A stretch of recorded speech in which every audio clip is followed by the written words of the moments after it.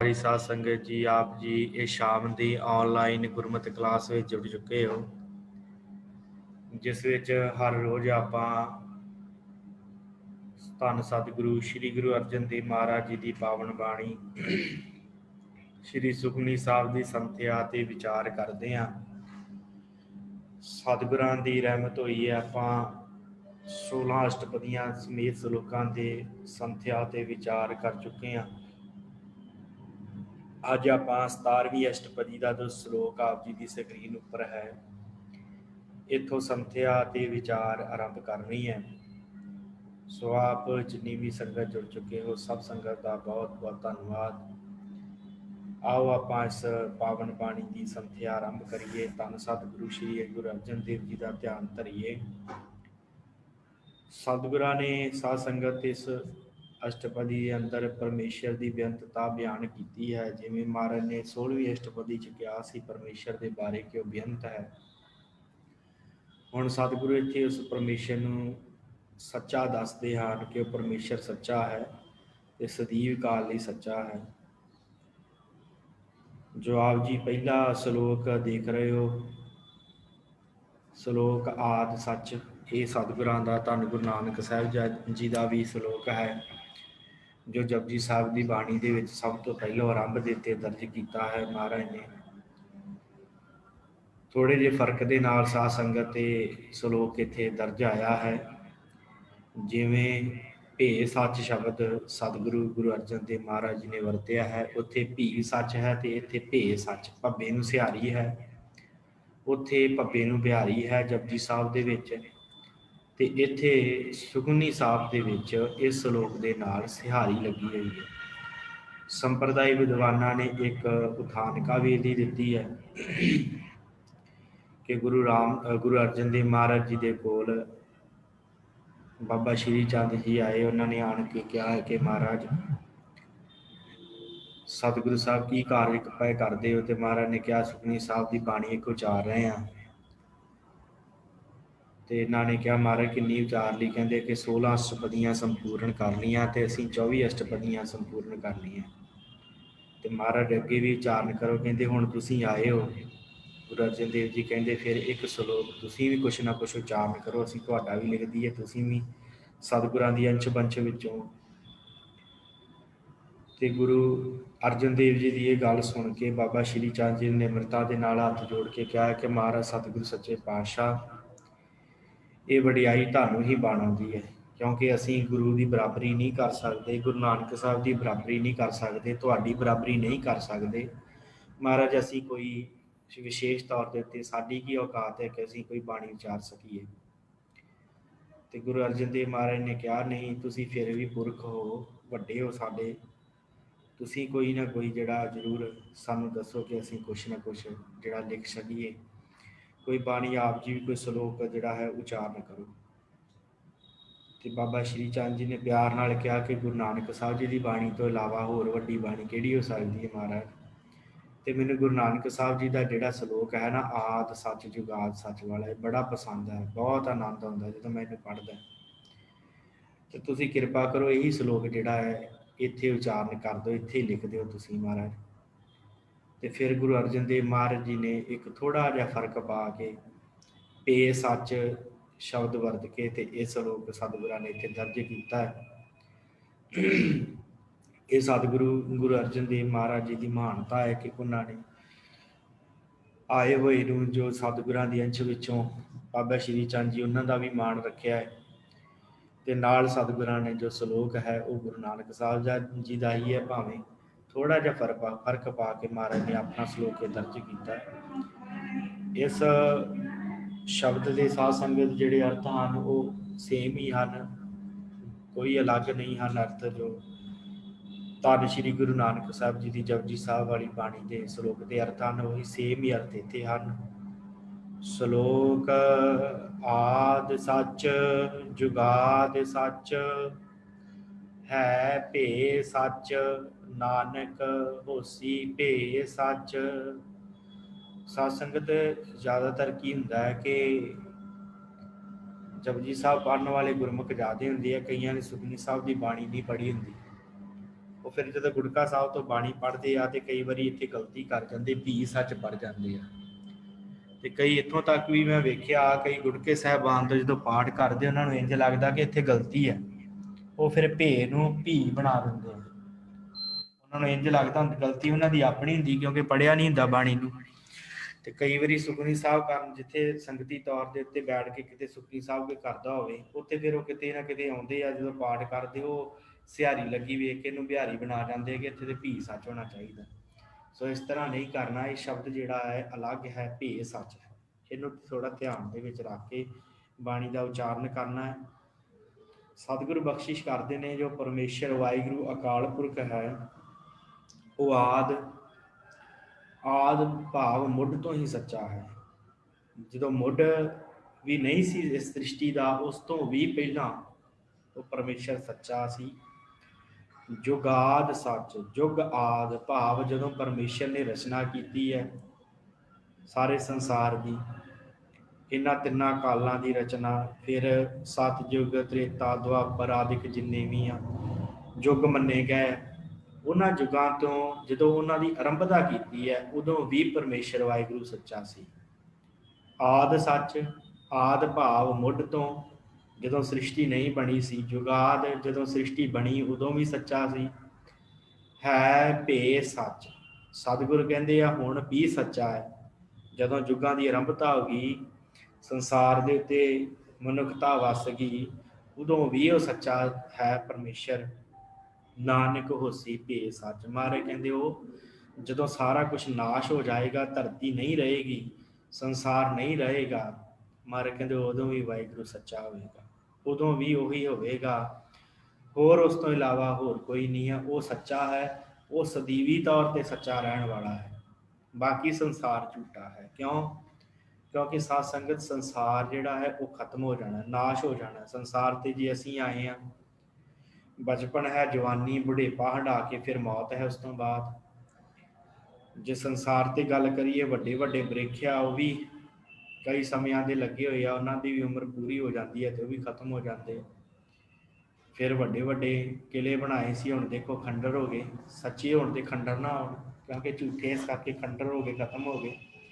ਇਸੇ ਤਰ੍ਹਾਂ ਜਿਹੜੀ ਵੀ ਵਸਤੂ ਸਮੇਂ ਦੇ ਵਿੱਚ ਬਣੀ ਹੈ, ਕਾਲ ਦੇ ਵਿੱਚ ਬਣੀ ਹੈ, ਉਹਨੇ ਇੱਕ ਦਿਨ ਖਤਮ ਹੀ ਹੋਣਾ।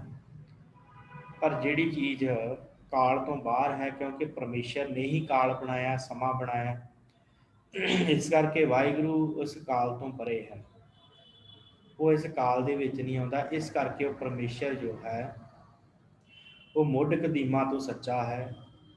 ਫਿਰ ਉਸ ਤੋਂ ਬਾਅਦ ਜਦੋਂ ਸੰਸਾਰ ਦੀ ਉਤਪਤੀ ਹੋਈ, ਸੰਸਾਰ ਬਣਿਆ, ਉਦੋਂ ਵੀ ਸੱਚਾ ਸੀ। ਫਿਰ ਜਦੋਂ ਸੰਸਾਰ ਦੇ ਉੱਤੇ ਅਸੀਂ ਆਏ ਹਾਂ, ਸਾਡੇ ਤੋਂ ਪਹਿਲਾਂ ਜੋ ਵੀ ਸੰਸਾਰ ਚੱਲ ਰਿਹਾ ਹੁਣ ਵੀ ਸੱਚਾ ਹੈ ਪਰਮੇਸ਼ਰ। ਫਿਰ ਅਸੀਂ ਵੀ ਨਹੀਂ ਹੋਵਾਂਗੇ, ਸ੍ਰਿਸ਼ਟੀ ਵੀ ਨਹੀਂ ਹੋਵੇਗੀ, ਸੰਸਾਰ ਵੀ ਨਹੀਂ ਹੋਵੇਗਾ, ਪਰ ਪਰਮੇਸ਼ਰ ਸਦਾ ਸੱਚਾ ਰਹੇਗਾ। ਇਸ ਕਰਕੇ ਮਹਾਰਾਜ ਕਹਿੰਦੇ ਪਰਮੇਸ਼ਰ ਵਾਹਿਗੁਰੂ ਆਦਿ ਸੱਚ, ਜੁਗਾਦ ਸੱਚ, ਹੈ ਭੇ ਸੱਚ, ਨਾਨਕ ਹੋਸੀ ਭੇ ਸੱਚ। ਭਾਈ ਉਹ ਸੱਚਾ ਹੈ, ਸਦੀਵੀ ਤੌਰ ਤੇ ਉਹ ਸੱਚਾ ਹੈ। ਅਸ਼ਟਪਦੀ ਚਰਨ ਸਤ, ਸਤ ਪਰਸਨਹਾਰ, ਪੂਜਾ ਸਤ, ਸਤ ਸੇਵਦਾਰ। ਸਤਿਗੁਰੂ ਬਖਸ਼ਿਸ਼ ਕਰਦੇ ਆ ਕਿ ਜੋ ਪਰਮੇਸ਼ਰ ਵਾਹਿਗੁਰੂ ਹੈ, ਜੋ ਅਕਾਲ ਪੁਰਖ ਹੈ,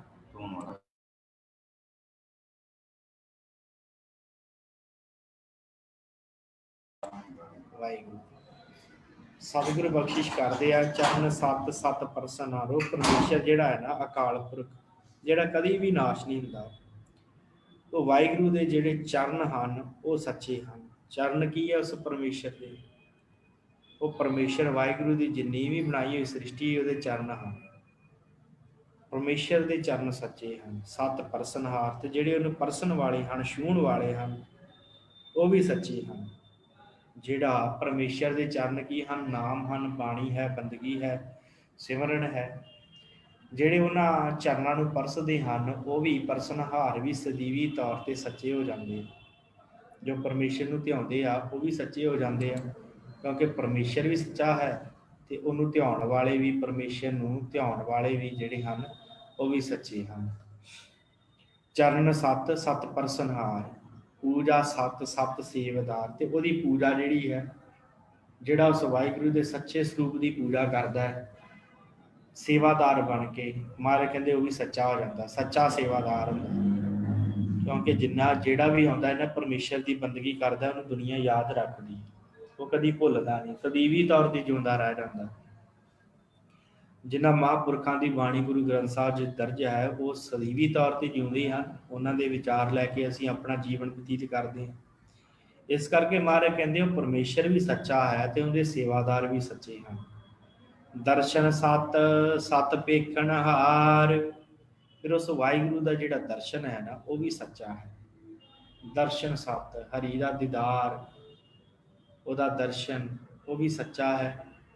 ਤੇ ਸਤ ਪੇਖਣ ਹਾਰ, ਤੇ ਜਿਹੜੇ ਉਹਦੇ ਦਰਸ਼ਨ ਨੂੰ ਵੇਖਦੇ ਹਨ, ਹਰ ਕੋਈ ਨਹੀਂ ਉਹਦਾ ਦਰਸ਼ਨ ਕਰ ਸਕਦਾ, ਜਿਹੜੇ ਸੇਵਾਦਾਰ ਬਣ ਜਾਂਦੇ ਉਹੀ ਦਰਸ਼ਨ ਕਰਦੇ ਆ, ਤੇ ਜਿਹੜੇ ਦਰਸ਼ਨ ਕਰਦੇ ਆ ਦਰਸ਼ਨ ਸਤ ਸਤ ਪੇਖਣ ਹਾਰ, ਮਾਰੇ ਕਹਿੰਦੇ ਉਹਨੂੰ ਵੇਖਣ ਵਾਲੇ, ਉਹਦੇ ਦਰਸ਼ਨਾਂ ਨੂੰ ਵੇਖਣ ਵਾਲੇ ਵੀ ਸੱਚੇ ਹਨ। ਨਾਮ ਸਤ ਸਤ ਧਿਆਵਨ ਹਾਰ, ਫਿਰ ਉਸ ਪਰਮੇਸ਼ਰ ਦਾ ਨਾਮ ਵੀ ਸੱਚਾ ਹੈ, ਉਸ ਵਾਹਿਗੁਰੂ ਦਾ, ਉਸ ਵਾਹਿਗੁਰੂ ਦਾ ਜਿਹੜਾ ਨਾਮ ਹੈ ਉਹ ਸੱਚਾ ਹੈ। ਨਾਮ ਸਤ ਸਤ ਧਿਆਵਨ ਹਾਰ, ਫਿਰ ਉਹਦਾ ਨਾਮ ਨੂੰ ਜਿਹੜੇ ਧਿਆਉਂਦੇ ਹਨ ਉਸ ਵਾਹਿਗੁਰੂ ਦੇ ਨਾਮ ਨੂੰ, ਉਹ ਵੀ ਸੱਚੇ ਹਨ, ਜਿਹੜੇ ਪਰਮੇਸ਼ਰ ਦੇ ਨਾਮ ਨੂੰ ਧਿਆਉਣ ਵਾਲੇ ਹਨ। ਨਾਮ ਵੀ ਸੱਚਾ ਹੈ, ਉਹਦੇ ਨਾਮ ਨੂੰ ਧਿਆਉਣ ਵਾਲੇ ਵੀ ਸਤਿਗੁਰੂ ਕਹਿੰਦੇ ਉਹ ਵੀ ਸੱਚੇ ਹਨ। ਆਪ ਸਤ ਸਤ ਸਭ ਧਾਰੀ, ਆਪੇ ਗੁਣਕਾਰੀ, ਆਪ ਹੀ ਵਾਹਿਗੁਰੂ ਸੱਚ ਸਰੂਪ ਹੈ ਤੇ ਸਤ ਸਭ ਧਾਰੀ, ਤੇ ਸਾਰੀ ਸ੍ਰਿਸ਼ਟੀ ਉਹਨੇ ਸੱਚ ਸਰੂਪ ਦੇ ਵਿੱਚ ਪੈਦਾ ਕੀਤੀ ਹੈ। ਉਹ ਆਪ ਸੱਚਾ ਹੈ ਤੇ ਸਤ ਸਭ ਧਾਰੀ, ਧਾਰੀ ਭਾਵ ਧਾਰਨ ਕਰਨਾ, ਸਾਰੀ ਸ੍ਰਿਸ਼ਟੀ ਉਹਨੇ ਬਣਾਈ ਹੈ ਤੇ ਆਪ ਹੀ ਧਾਰੀ ਹੋਈ ਆ, ਆਪ ਹੀ ਇਹਦੇ ਵਿੱਚ ਬੈਠਾ ਹੋਇਆ। ਇਸ ਕਰਕੇ ਇਹ ਸਾਰੀ ਸ੍ਰਿਸ਼ਟੀ ਉਹਦੀ ਸੱਚੀ ਹੈ। ਆਪ ਸਤ ਸਤ ਸਭ ਧਾਰੀ, ਆਪੇ ਗੁਣਕਾਰੀ, ਆਪ ਹੀ ਉਹ ਪਰਮੇਸ਼ਰ ਜਿਹੜਾ ਹੈ ਨਾ ਵਾਹਿਗੁਰੂ, ਗਿਆਨ ਰੂਪੀ ਗੁਣ ਦੇਣ ਵਾਲਾ ਵੀ ਉਹ ਪਰਮੇਸ਼ਰ ਆਪ ਹੀ ਹੈ, ਤੇ ਆਪ ਹੀ ਗੁਣਕਾਰੀ, ਗੁਣਾਂ ਨੂੰ ਦੇਣ ਵਾਲਾ ਪਰਉਪਕਾਰੀ ਵੀ ਉਹ ਹੈ, ਉਪਕਾਰ ਕਰਦਾ ਹੈ। ਗੁਣਕਾਰੀ ਭਾਵ ਉਹ ਪਰਮੇਸ਼ਰ ਗੁਣਾਂ ਦਾ ਦਾਤਾ ਹੈ।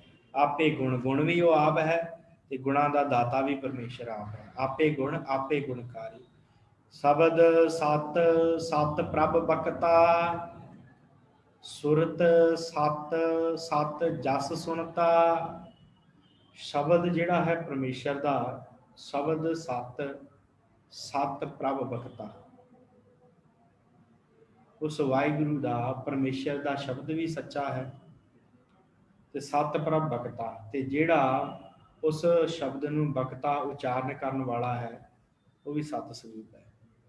ਜਿਸ ਨੇ ਸ਼ਬਦ ਜੋ ਪਰਮੇਸ਼ਰ ਹੈ ਸ਼ਬਦ ਸਰੂਪ, ਉਹ ਵੀ ਸੱਚਾ ਹੈ, ਸ਼ਬਦ ਸਤ ਹੈ, ਉਹਦਾ ਬਾਣੀ ਸੱਚੀ ਹੈ, ਬੰਦਗੀ ਸੱਚੀ ਹੈ।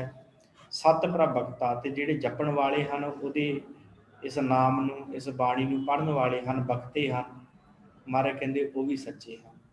ਸੁਰਤ ਸਤ ਸਤ ਜਸ ਸੁਣਤਾ, ਉਹ ਪਰਮੇਸ਼ਰ ਦੇ ਵਿੱਚ ਜਿਹੜਾ ਸੁਰਤ ਜੋੜਦਾ ਹੈ, ਉਹ ਸੁਰਤ ਵੀ ਜਿਹੜਾ ਬਿਰਤੀ ਲਗਾਉਂਦਾ ਹੈ, ਮਹਾਰਾਜ ਕਹਿੰਦੇ ਉਹ ਵੀ ਸੱਚੀ ਹੈ। ਸੁਰਤ ਸਤ ਸਤ ਜਸ ਸੁਣਤਾ, ਤੇ ਜਿਹੜੇ ਜਸ ਸੁਣਦੇ ਹਨ ਪਰਮੇਸ਼ਰ ਵਾਹਿਗੁਰੂ ਦਾ, ਉਹ ਵੀ ਸੱਚਾ ਹੈ। ਪਰਮੇਸ਼ਰ ਦਾ ਜਸ ਵੀ ਸੱਚਾ ਹੈ ਤੇ ਉਹਨੂੰ ਸੁਣਨ ਵਾਲੇ ਵੀ ਸੱਚੇ ਹਨ, ਤੇ ਉਸ ਪਰਮੇਸ਼ਰ 'ਚ ਸੁਰਤੀ ਟਿਕਾਉਣ ਵਾਲੇ ਵੀ ਸੱਚੇ ਹਨ, ਉਹਦਾ ਜਸ ਸੁਣਨ ਵਾਲੇ ਵੀ ਸੱਚੇ ਹਨ। ਬੁੱਝਣ ਹਾਰ ਕਉ ਸਤ ਸਭ ਹੋਏ, ਨਾਨਕ ਸਤ ਸਤ ਪ੍ਰਭ ਸੋਏ, ਮਾਰੇ ਕਹਿੰਦੇ ਬੁੱਝਣਹਾਰ ਕਉ ਸਤ ਸਭ ਹੋਏ, ਜਿਹੜੇ ਮਨੁੱਖ ਗੁਰੂ ਦੁਆਰਾ ਬੁੱਝਣਹਾਰ ਸਮਝਣਹਾਰ ਹੋ ਗਏ,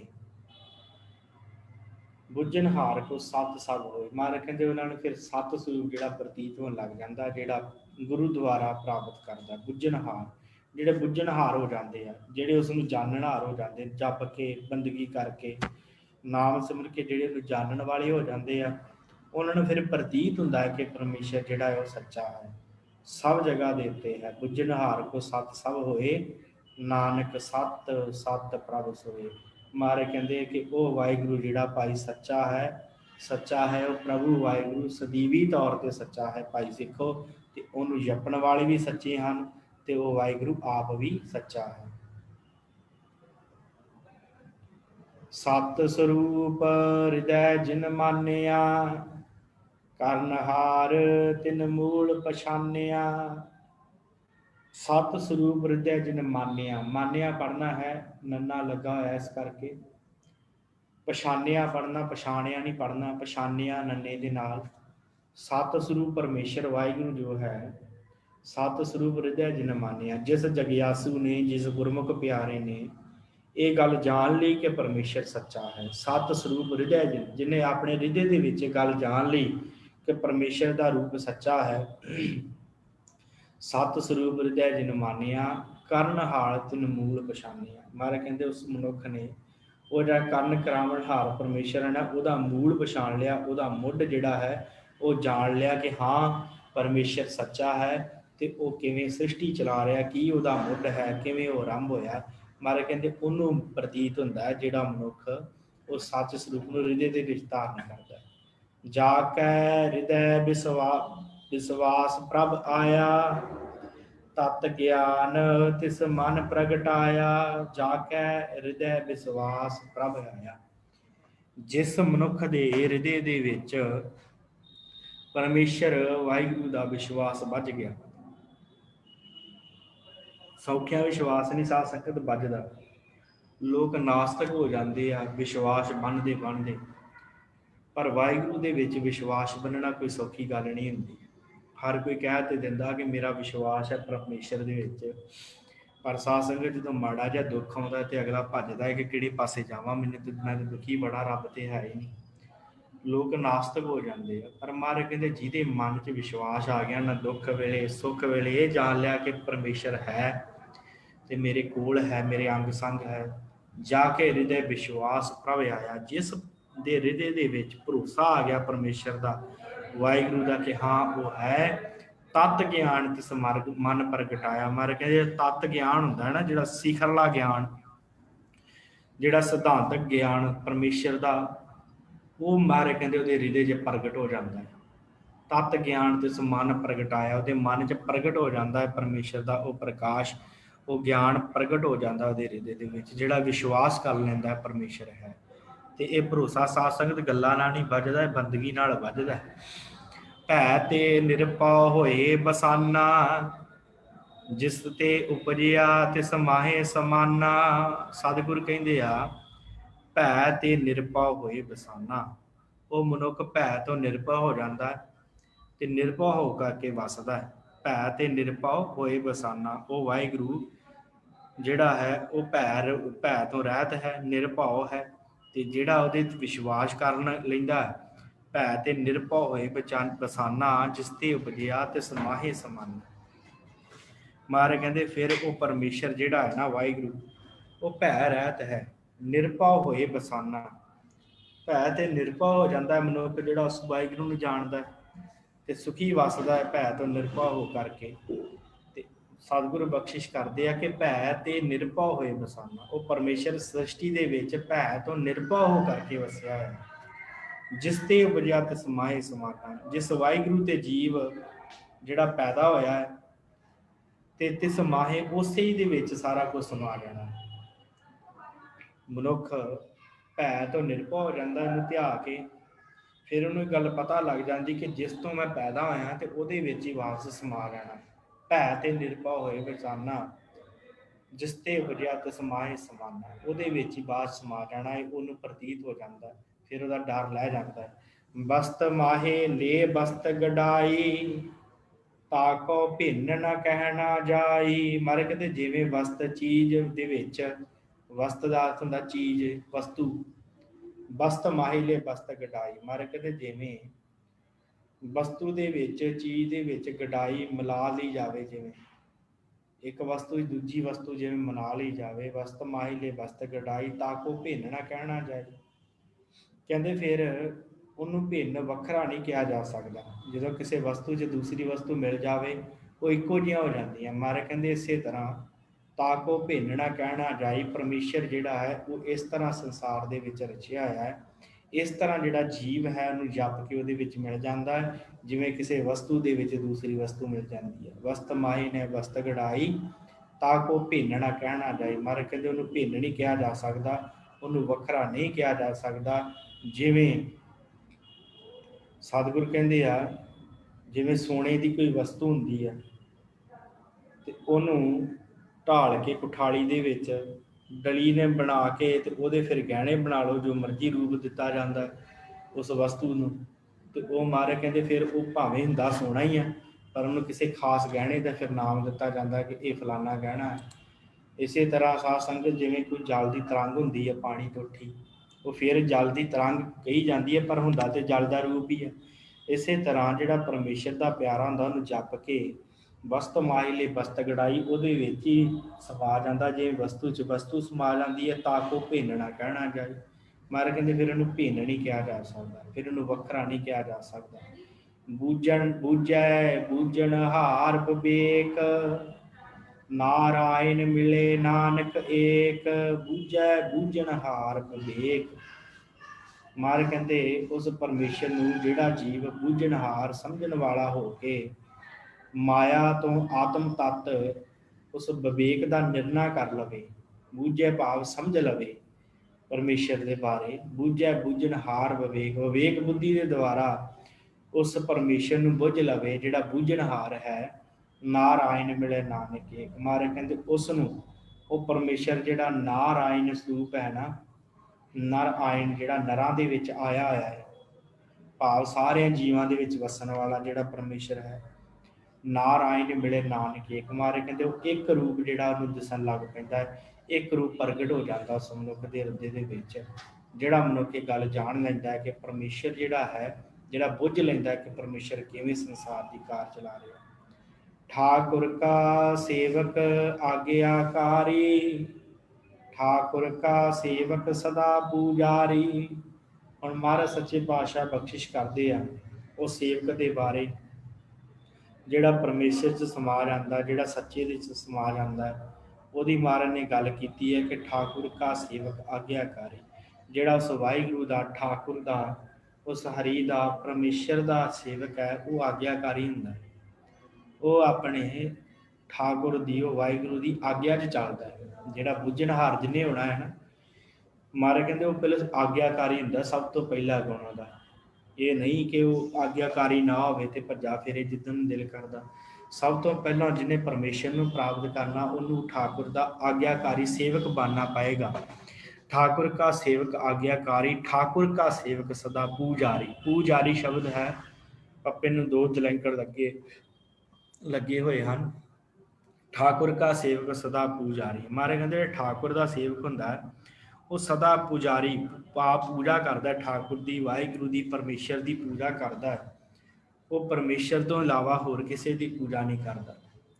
ਠਾਕੁਰ ਕੇ ਸੇਵਕ ਕੈ ਮਨ ਪ੍ਰਤੀਤ, ਠਾਕੁਰ ਕੇ ਸੇਵਕ ਕੀ ਨਿਰਮਲ ਰੀਤ। ਠਾਕੁਰ ਕੈ ਸੇਵਕ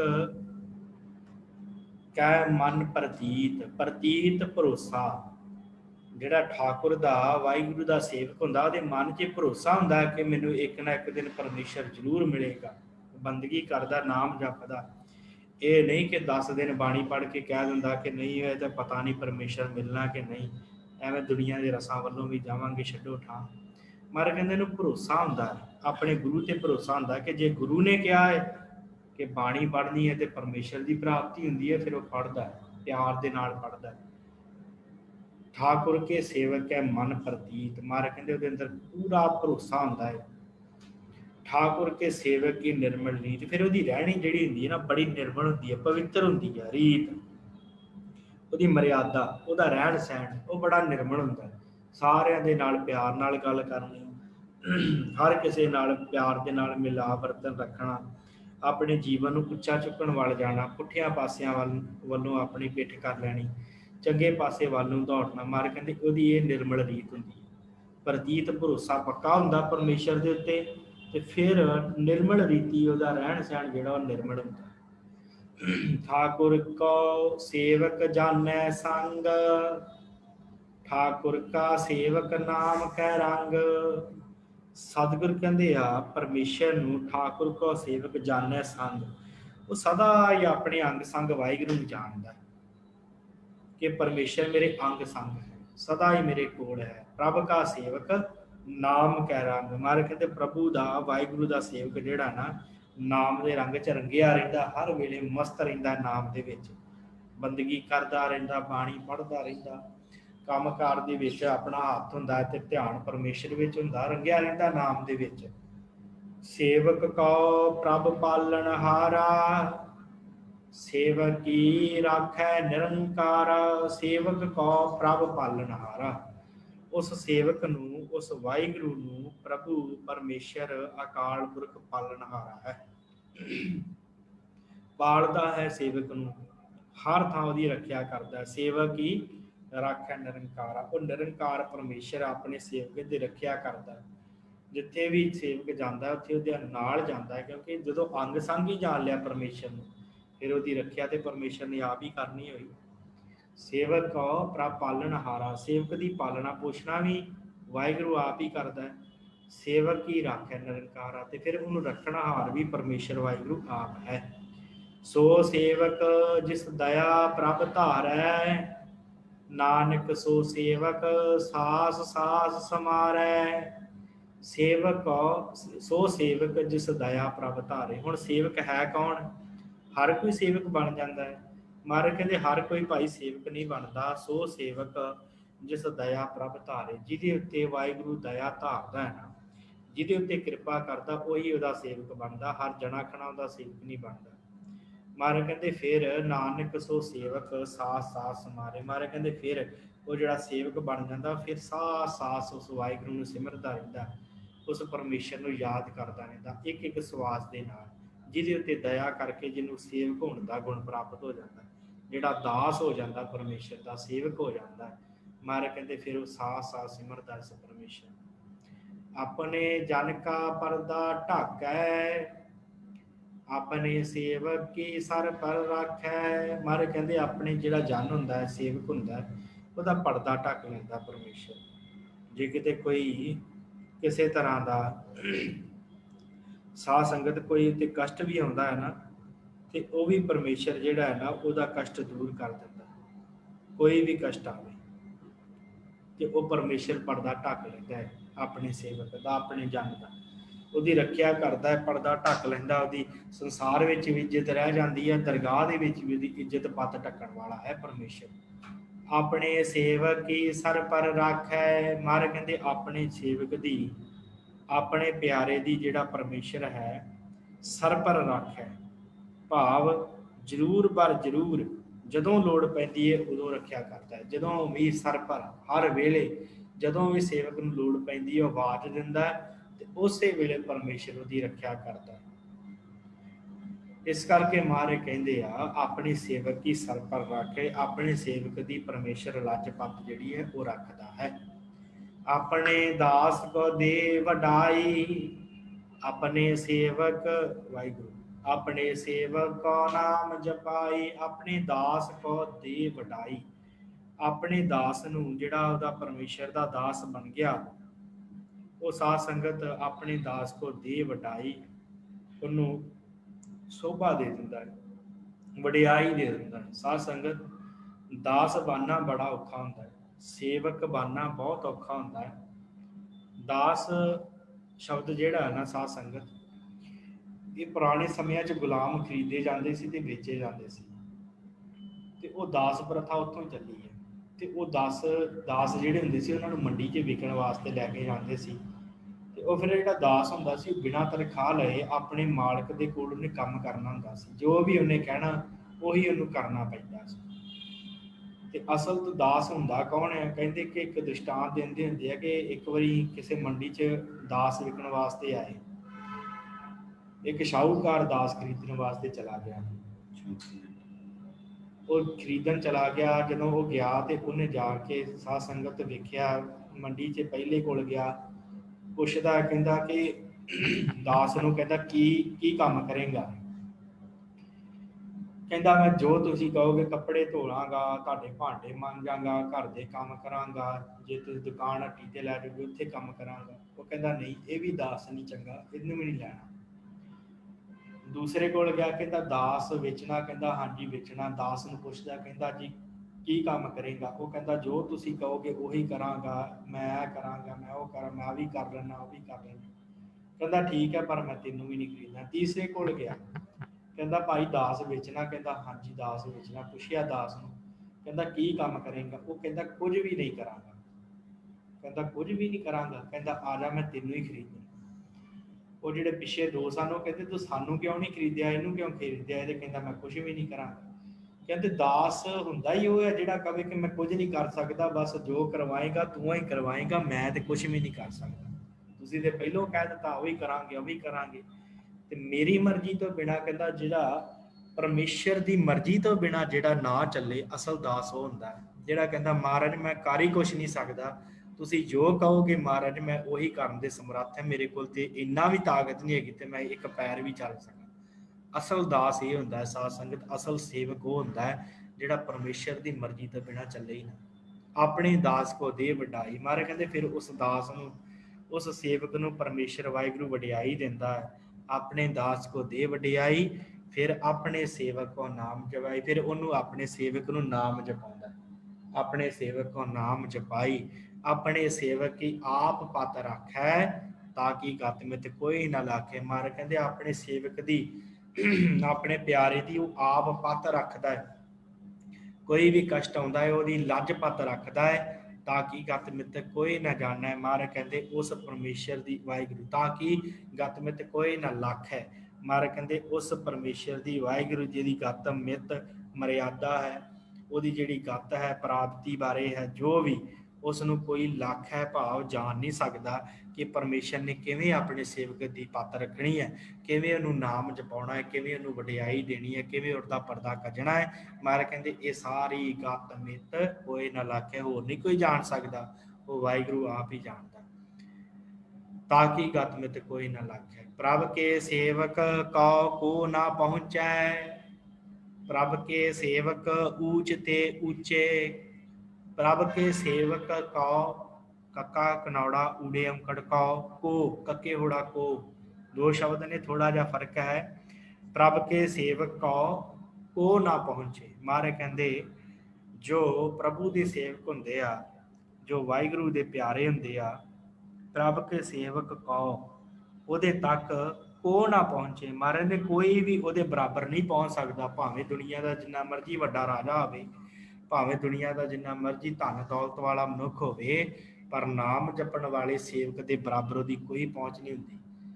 ਭਾਵੇਂ ਉਹ ਭਾਂਡੇ ਮਾਂਜਣ ਵਾਲਾ ਗੁਰੂ ਘਰ ਦੇ ਵਿੱਚ ਉਹ ਸੇਵਾ ਕਰਨ ਵਾਲਾ, ਕੋਈ ਬਰਤਨ ਹੀ ਮਾਂਜਣ ਵਾਲਾ ਗੁਰਮੁਖ ਪਿਆਰਾ ਹੋਵੇ ਨਾ, ਉਹਦੇ ਬਰਾਬਰ, ਉਹਦੀ ਪ੍ਰਤਿਸ਼ਠਾ ਦੇ ਬਰਾਬਰ ਕੋਈ ਰਾਜਾ ਮਹਾਰਾਜਾ ਵੀ ਜਗ੍ਹਾ ਨਹੀਂ ਲੈ ਸਕਦਾ। ਇੰਨਾ ਸਤਿਗੁਰਾਂ ਨੇ ਵਡਿਆਈ ਦਿੱਤੀ ਹੈ ਨਾਮ ਜਪਣ ਵਾਲੇ ਸੇਵਕ ਨੂੰ, ਪਰਮੇਸ਼ਰ ਨੂੰ ਯਾਦ ਕਰਨ ਵਾਲੇ ਨੂੰ। ਪ੍ਰਭ ਕੇ ਸੇਵਕ ਕੋ ਨਾ ਪਹੁੰਚੇ। ਮਹਾਰਾਜ ਉਹਦੇ ਤੱਕ, ਉਹਦੇ ਬਰਾਬਰੀ ਕੋਈ ਨਹੀਂ ਕਰ ਸਕਦਾ ਜੋ ਪਰਮੇਸ਼ਰ ਦੇ ਦਾਸ ਬਣ ਗਏ, ਜੋ ਸੇਵਕ ਬਣ ਗਏ।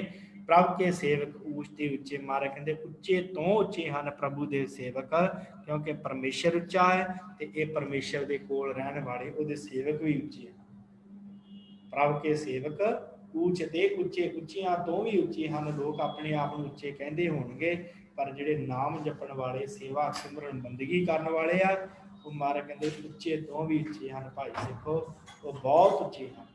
ਜੋ ਪ੍ਰਭ ਆਪਣੀ ਸੇਵਾ ਲਾਇਆ, ਨਾਨਕ ਸੋ ਸੇਵਕ ਦਹਿ ਦਿਸ ਪ੍ਰਗਟਾਇਆ। ਮਹਾਰਾਜ ਕਹਿੰਦੇ ਜਿਨ੍ਹਾਂ ਨੂੰ ਪਰਮੇਸ਼ਰ ਵਾਹਿਗੁਰੂ ਨੇ ਆਪਣੀ ਸੇਵਾ ਚਲਾਇਆ ਨਾ, ਉਹ ਉਹਦੇ ਸੇਵਕ ਹਨ। ਜਿਨ੍ਹਾਂ ਨੂੰ ਸੇਵਾ ਲਾਈ ਆ ਨਾਮ ਜਪਣ ਦੀ, ਜਿਨ੍ਹਾਂ ਨੂੰ ਸੇਵਾ ਲਾਈ ਆ ਬੰਦਗੀ ਕਰਨ ਦੀ, ਜਿਨ੍ਹਾਂ ਨੂੰ ਸੇਵਾ ਲਾਈ ਪਰਮੇਸ਼ਰ ਨੇ ਆਪਣੇ ਦਰ ਦੇ ਉੱਤੇ ਬਿਠਾ ਕੇ, ਮਹਾਰਾਜ ਕਹਿੰਦੇ ਉਹ ਸਾਰੇ ਜਿਹੜੇ ਸੇਵਕ ਹਨ, ਜੋ ਪ੍ਰਭ ਆਪਣੀ ਸੇਵਾ ਲਾਇਆ, ਜਿਨ੍ਹਾਂ ਨੂੰ ਸੇਵਾ ਦੇ ਵਿੱਚ ਲਾਇਆ ਨਾ ਪਰਮੇਸ਼ਰ ਨੇ। ਨਾਨਕ ਸੋ ਸੇਵਕ ਦਹਿ ਦਿਸ ਪ੍ਰਗਟਾਇਆ। ਦਸਾਂ ਦਿਸ਼ਾ ਦੇ ਵਿੱਚ ਉਹਦਾ ਜਸ ਹੁੰਦਾ, ਪ੍ਰਗਟ ਹੋ ਜਾਂਦਾ ਦਸਾਂ ਦਿਸ਼ਾਵਾਂ ਦੇ ਵਿੱਚ, ਵੀ ਹਾਂ ਕੋਈ ਰੂਹ ਬੰਦਗੀ ਵਾਲੀ, ਕੋਈ ਨਾਮ ਜਪਣ ਵਾਲੀ ਰੂਹ ਇਸ ਜਗ੍ਹਾ ਦੇ ਉੱਤੇ ਰਹਿੰਦੀ ਹੈ। ਸਾਰੇ ਥਾਈਂ ਉਹਦਾ ਬੋਲ ਬਾਲਾ ਹੋ ਜਾਂਦਾ ਹੈ। ਲੋਕ ਨਮਸਕਾਰਾਂ ਕਰਦੇ, ਜਿਹੜੇ ਸੇਵਕ ਬਣ ਜਾਂਦੇ ਆ। ਉਹੀ ਗੱਲ ਸਾਧ ਸੰਗਤ, ਸੇਵਕ ਬਣਨਾ ਬਹੁਤ ਔਖਾ ਹੈ, ਕਿਉਂਕਿ ਦਾਸ ਸੇਵਕ ਕੋਈ ਹੁੰਦਾ ਜਿਹੜਾ ਆਪਣੀ ਰਜਾ ਛੱਡ ਕੇ, ਆਪਣੀ ਮਰਜ਼ੀ ਛੱਡ ਕੇ ਆਪਣੇ ਮਾਲਕ ਦੀ ਮਰਜ਼ੀ ਨੂੰ ਮੰਨੇ, ਆਪਣੇ ਗੁਰੂ ਦੀ ਮਰਜ਼ੀ ਨੂੰ ਮੰਨੇ। ਤੇ ਜਿਨ੍ਹਾਂ ਨੇ ਗੁਰੂ ਦੀ ਮਰਜ਼ੀ ਨੂੰ ਮੰਨ ਲਿਆ, ਉਹਨਾਂ ਦਾ ਸਾਧ ਸੰਗਤ ਕਲਿਆਣ ਹੋਇਆ, ਉਹਨਾਂ ਦਾ ਜੀਵਨ ਪਵਿੱਤਰ ਹੋਇਆ। ਉਹ ਫਿਰ ਦਸਾਂ ਦਿਸ਼ਾਵਾਂ ਦੇ ਵਿੱਚ ਪ੍ਰਗਟ ਹੋ ਗਏ। ਸੋ ਸਤਿਗੁਰਾਂ ਨੇ ਇਹਨਾਂ 4 ਅਸ਼ਟਪਦੀਆਂ ਦੇ ਅੰਦਰ ਬਖਸ਼ਿਸ਼ਾਂ ਕੀਤੀਆਂ ਹਨ। ਸੋ ਸਾਧ ਸੰਗਤ ਇੱਥੇ ਇੱਕ ਆਪਾਂ ਸਮਾਪਤੀ ਕਰਦੇ ਹਾਂ। ਹੋਈਆਂ ਭੁੱਲਾਂ ਚੁੱਕਾਂ ਦੀ ਖਿਮਾ। ਬੁਲਾਓ ਫਤਿਹ ਜੀ। ਵਾਹਿਗੁਰੂ ਜੀ ਕਾ ਖਾਲਸਾ।